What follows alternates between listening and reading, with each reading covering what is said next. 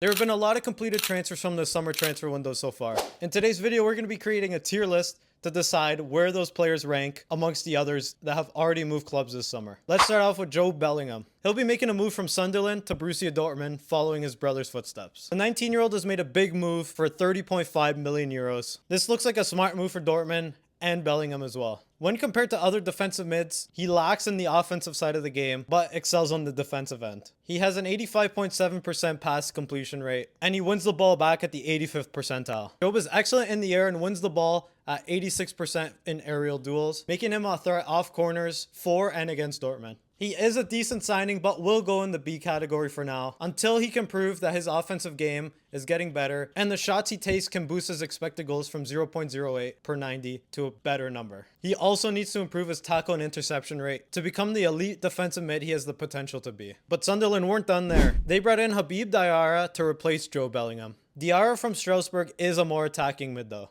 Sunderland and Leeds had a little transfer battle, but Sunderland came out on top. The 21-year-old is an elite ball carrier, with his progressive carries ranking at the 88th percentile, and his progressive passes received rank at the 92nd percentile. He also gets you assists at a very high per 90 rate. There is some downsides as he is a very bad defender in the midfield, and he pretty much is no goal threat at all. He looks more like a project player at the moment. At 21, he has lots of time to develop, and that is why I'm going to be putting him at the C tier category. Next up, we have Charalampos Kostoulas, who moved from Olympiacos to Brighton for about £30 million.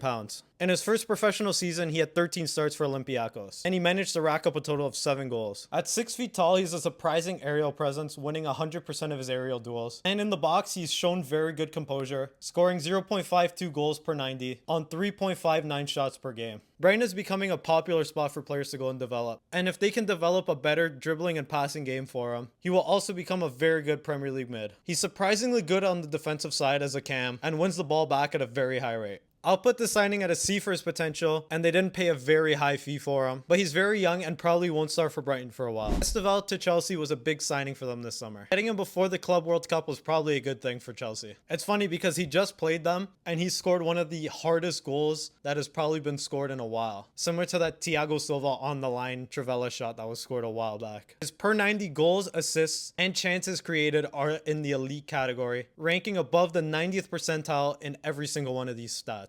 He has underperformed his XG, which is a good sign, meaning that he can score more, but also has a lot of risk because he isn't finishing all the chances he should be. Crossing is one area in his game that needs a little bit of improvement, but his confidence in taking shots from anywhere on the field is a big upside. He won't get many minutes for Chelsea behind their new signings, and might just end up completing the season at Palmeiras on loan. Esteval is one of the most hyped prospects in football, and the fee paid for him is very low unless he meets his add-on incentives, which would only mean good things for Chelsea. I'll rate the signing an A, because Chelsea have more to win than to lose from this deal. Frimpong to Liverpool is very interesting at 35 million euros. Trent leaving Liverpool for free left a big void in that team, and Frimpong is not the signing to replace Trent. He is a very offensive-minded fullback like Trent, and is incredible along the edge of the box in dribbling scenarios, but he is a major defensive liability, only winning defensive duels at 44% and aerial duels at 35%. He is below the 10th percentile in every defensive category. He also gets dispossessed a lot and is very bad at winning dribble duels. A lot of people had a lot to say about Trent on the defensive side, but he was a lot better than anyone thinks, being in the 80th percentile for tackles and interceptions. Not to mention he was also the best fullback in the world at progressive passes and chances created. Frimpong is not the replacement that Liverpool needed for Trent, and that is why he will be going in the C tier. I believe that Frimpong will be a bench player after Liverpool sign a new fullback, and is only a temporary placeholder until they can find a better right back. Matisse Tel has officially joined Tottenham on a permanent deal for 30 million euros. Tel is a very odd player. He is one of the worst goal-scoring forwards in the top 5 major leagues, but he is one of the best at build-up play and one of the best pressing forwards. For a striker, he completes passes at a very high rate, progressively moves the ball upfield exceptionally, and isn't afraid to hold up the ball in the box. It's almost like he would be an elite cam. But once you compare stats to other cams in the world, he is in the bottom 50 percentile for almost every single category. This signing will just be a headache for Tottenham, if they can't figure out a way to teach him how to score. It's a player you can't decide where to play him, and that is why I'm going to put him at a D tier signing. The only thing not making this an F tier signing is the fact that he's only 20 years old. Liam Delap was wanted by every single Premier League team. For 30 million euros, it's worth the risk. And that's another Chelsea signing from a former Man City academy player to go along with Cole Palmer. Liam Delap overperformed his XG by a lot, scoring 12 when he was only expected 9 goals. He is a terrible passer as a striker, ranked amongst the worst in the world. The one saving grace for Delap is that he is exceptional at one-on-one dribbles. He's also very good pressing forward, but the only situation with him is his goals seem very overinflated. Liam Delap's per 90 goals, shots on target are insanely low for a striker. He was on a terrible Ipswich team and managed to still score that many goals, so we'll see what he can do on a Chelsea squad that is stacked in talent. I'll put this at a C tier only because Liam Delap did what he did at Ipswich, and if he can continue that form he had at Ipswich, he still will be a great striker for Chelsea. Cunha to Leverkusen was a surprise signing. This was basically a straight swap for Frimpong, as they managed to buy him for the same price they sold Frimpong for. We didn't see much of him at Liverpool this season, but if we look at his stats last year, we get a better picture of the player he is. He was an elite ball-winning center back, ranked highly in tackles, interceptions, and blocks. For Liverpool, he won 88% of tackles, 64% of defensive duels. He did manage to win 67% of his aerial duels, despite having some flaws in that side of his game. He's also very composed as a center back, with a staggering 92% pass completion rate, and that is with a very high quantity of passes. Leverkusen get an elite center back to replace Jonathan Tah after he leaves for free to Bayern, who can also play on the right flank if needed.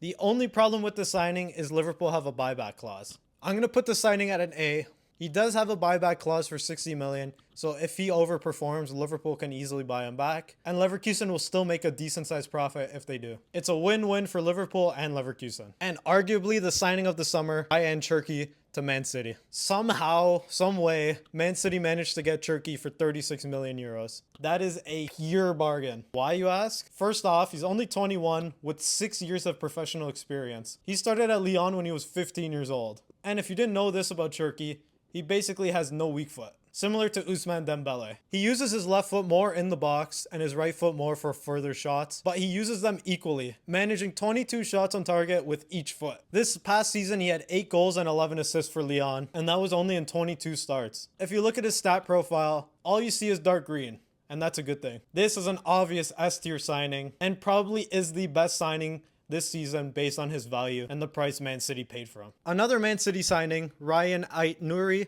from Wolves for 36 million euros. The 24-year-old left back is going to have a lot of competition behind Guardiola. We got to see him a little bit in the Club World Cup, where he had a pass accuracy of 96.5%, had 1.58 chances created per 90, about 90 touches per 90, and 4 being in the opponent's box.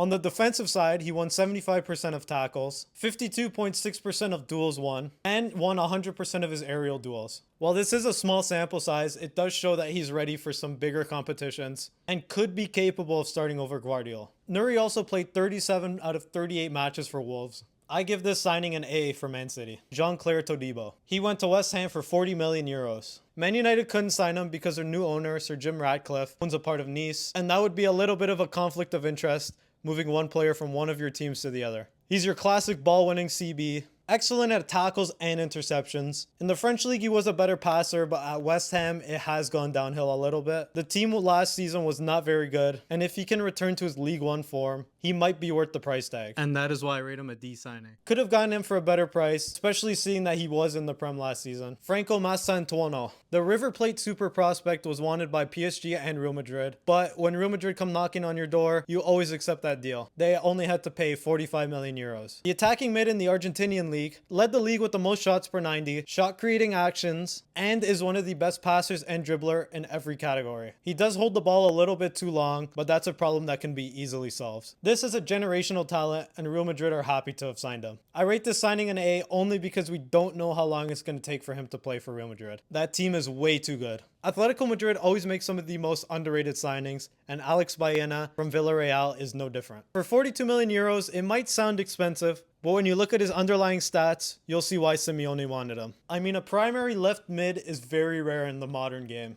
Currently in that spot is Conor Gallagher, who is more of a central-minded midfielder. With Baena, you're getting a mid who is not afraid to take a shot. For his position, he's the best at per 90 goals, assists, and also shots created. In possession, he isn't the strongest and lacks in the defensive side of the ball, but under Simeone, you know that'll change. He does play a lot of crosses, which does influence his pass accuracy. Simeone knows how to get the best out of any player, and he'll definitely find a way to make Alex Baena one of the best signings this summer. He does fill a big gap in that squad, which is why I'm going to be rating this transfer an A. Another big signing for Liverpool is Milos Kerkez, who joins for a fee of 47 million euros. The 21-year-old fullback is going to be replacing Andy Robertson in that spot. Comparing him to Andy Robertson, you see some differences, but there are a lot of similarities between them. With Robertson, you are getting a better passer slash crosser, as well as a chance creator from those passes. Kerkez, on the other hand, is a better dribbler and isn't afraid to try and take on defenders at the edge of the box. Robertson is very below average in defense, whereas Kerkez is great at intercepting the ball and wins defensive duels at 54%, which is a really good stat considering how many players try and beat him offensively. At least you know that Kerkez will be making up for the lack of defense from Frimpong while they play on either flank of each other. Arne Slot went with a safer Premier League proven option who he can mold into a better version of Andy Robertson, which is why I'm going to be rating the signing an A. Back to Man City we go, where they have signed Reinders from AC Milan for 55 million euros. He is a jack of all trades midfielder. At AC Milan, he was a bit of a defensive liability, but through his first couple games in the Club World Cup, we've seen a big improvement during his time at Man City. He is one of the best central midfielders in goals and goals per 90,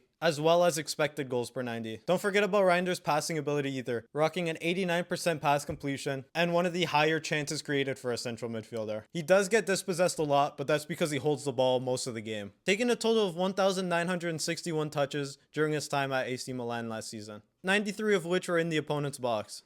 That is league leading for his position. I will want to see how a fully fit Rodri will impact him in his game. If Rodri is back to full form, Reinders will be getting a lot more offensive freedom, which could move him into the S tier, but as of now, he will be an A tier signing. A recent move was Bino Gittins to Chelsea from Dortmund for 64.3 million euros. He started last season as one of the strongest players in the Bundesliga, but had a sudden fall off at about the halfway mark of the season. The 20-year-old winger from Dortmund has blistering speed and uses it well to beat defenders one-on-one. He is pretty clinical in front of goal as well, scoring 8 goals on only 24 shots on target. The cut-in finesse shot is a big part of his game as well. Defenders don't know if they should cover the cut-in or whether they should defend him along the line, which will prove to be really effective as defenders are going to have to guess which way to go. He isn't so one-dimensional like a lot of wingers are nowadays. He has a lot of hustle on the defensive side, which is pretty rare for a winger nowadays. I think he has a lot to prove this season and is surrounded by stars at Chelsea, which will only benefit him in the long run. Plus, he does fit a position that Chelsea have been rotating almost every game in that left wing spot, which does boost his value to me. I'm going to be rating this another A. One of the bigger defensive signings this season was Dean Huijsen to Real Madrid for 62.5 million euros. Just when you think Real Madrid can't get any better, they continue to improve in every single position possible. Addressing the continued center back issue they've had over the past couple seasons, based on the fact that it's almost a guarantee you'll get injured if you play CB for Real Madrid, they finally found a big name star that hopefully will play every game this season. I can't even find a weakness to his game. The only one that I could see being a problem is his passing completion isn't the highest, but that is probably one of the easiest spots that you can address. 84% pass completion and the knowledge he plays a lot of long ball passes honestly doesn't even seem that bad to me. He is also a goal threat from corners, being 6'5". He can dribble decently well for his height and is a brick wall at center back. Huijsen had the best interception rate as well as the best clearance rate for a center back in the top 5 leagues. As you expect with his height, he wins pretty much every ball in the air. If this isn't an S tier signing, I don't know what is. It was basically the only spot Real Madrid needed to improve. There is only positives in his game, and he's only 20 years old, which means he's just going to continue to improve year in and year out. Trying to address that striker need, Chelsea signed Liam Delap, but they also signed Joao Pedro for 63.7 million euros. Where do Chelsea get all this money from? Chelsea do love a signing that can play multiple spots. If Joao Pedro's needed as a striker, he'll play there. Needed as a cam, he's good there too. Last season, he had 10 goals and 6 assists, although 5 of those goals came from penalties. Pedro has incredibly smart movements in and around the box, creating a lot of chances based off his excellent dribbling skills, which rank in the top 96 percentile for progressive carries and successful take-ons. In the top 5 leagues, Joao Pedro ranks among the best for pressing forwards, winning tackles, defensive duels, and is elite at intercepting passes. This could be the striker Chelsea need, a forward that is able to play the ball off to Pedro Neto and Bino Gittins, as well as be able to score, and that is going to be why I give it a B signing. The second biggest signing this offseason was Matthias Cunha to Manchester United. He came over from Wolves for 74.2 million euros. As a Manchester United fan myself, I am super hyped. For a side that struggles with goals, Matthias Cunha would drastically increase the goal tally for United this season. Cunha had 15 goals on an only expected 8.63. Could be good, could be bad. We'll see how that changes next season. It could also be because he takes a lot of longer shots, which do tend to have a lower expected goal percentage. Cunha takes the most shots in the Premier League and has a very good percentage of them go on target. Ruben Amorim plays a system where he has two cams that play the ball off to the striker, and Matthias Cunha on the left cam role will be very effective in this system. He's great at dribbling the ball upfield, but won't be doing too much of that with Bruno Fernandes in this team. A Premier League proven forward who will help Manchester United score goals is why I'll be giving this player an S tier ranking. And the man of the hour, Florian Wirtz, who moves from Leverkusen to Liverpool for a staggering 125 million euros. Easily the signing of the summer, especially coming from Liverpool, who don't tend to spend